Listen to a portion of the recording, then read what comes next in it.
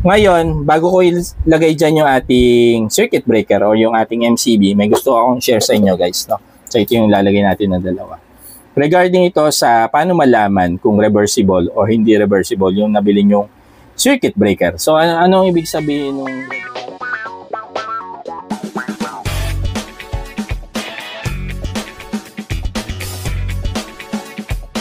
naalala nyo, nasira yung ating single pole type na waterproof circuit breaker dito sa ating setup na to.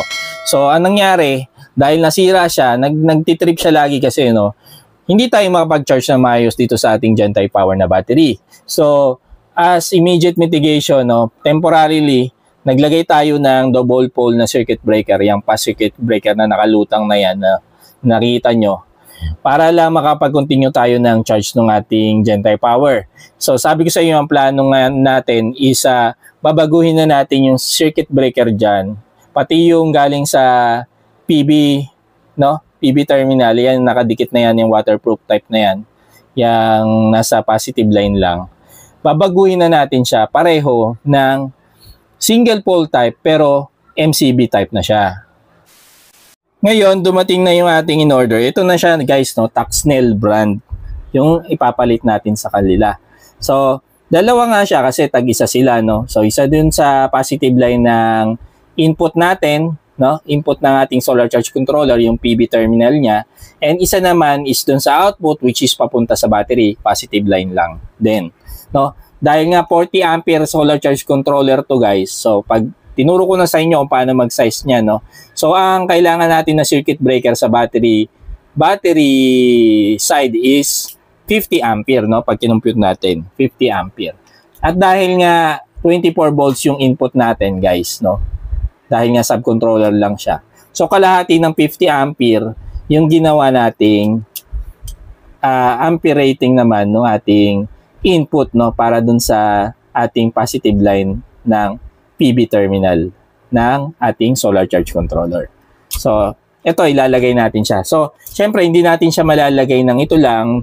So, ang ginawa natin dito is bumili din tayo ng circuit breaker box, no? Na pang 2 pole. Dahil 2 pole lang siya. So, ipapalit natin siya dyan. So, hanapin natin siya ng pwesto kung paano yung magandang setup nitong ating circuit breaker box. So, balitaan ko kayo.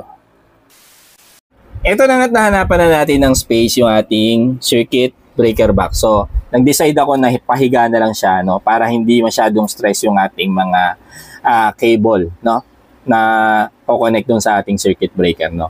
So, ang kanyang in is galing dito sa terminal block. So, diretso lang siya dito. Ang out is palabas, papunta sa ating MPPT, no. Ganon din sa battery, no. Ang in naman niya pa ganon. In galing sa solar charge controller, then out dito, papunta dun sa ating positive terminal. Ngayon, bago ko ilagay dyan yung ating circuit breaker o yung ating MCB, may gusto akong share sa inyo guys, no? So ito yung lalagay natin na dalawa. Regarding ito sa paano malaman kung reversible o hindi reversible yung nabili nyong circuit breaker. So anong ibig sabihin ng reversible? Reversible meaning yung line or yung source ng power at yung load is pwedeng magkabaliktad. Yung load natin is yung nagkukonsumo ng power, no? So, pag hindi naman reversible, may specific instruction dun sa inyong circuit breaker na binili kung saan nyo ilalagay yung line at sang side naman ilalagay yung load, no?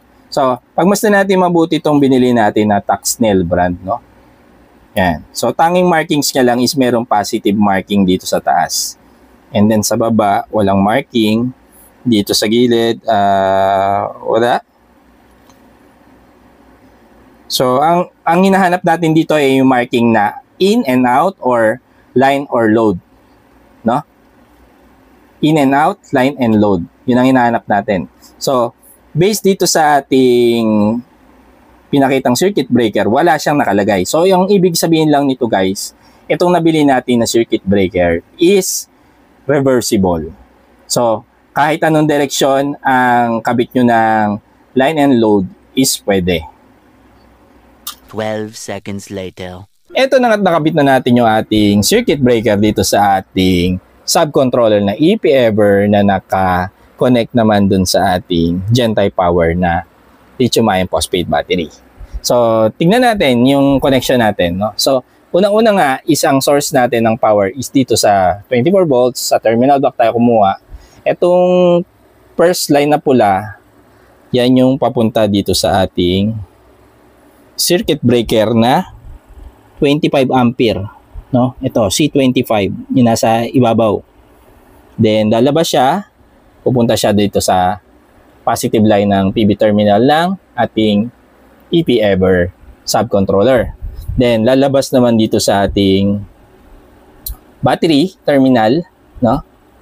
Para i-charge yung ating Gen-Die power nga. Positive line, papasok ng circuit breaker dito sa 50 ampere circuit breaker natin. Then, lalabas siya. Then, dito sa positive terminal ng ating battery. No? So, hindi ko pa na-open. So, check natin kung gagana na siya.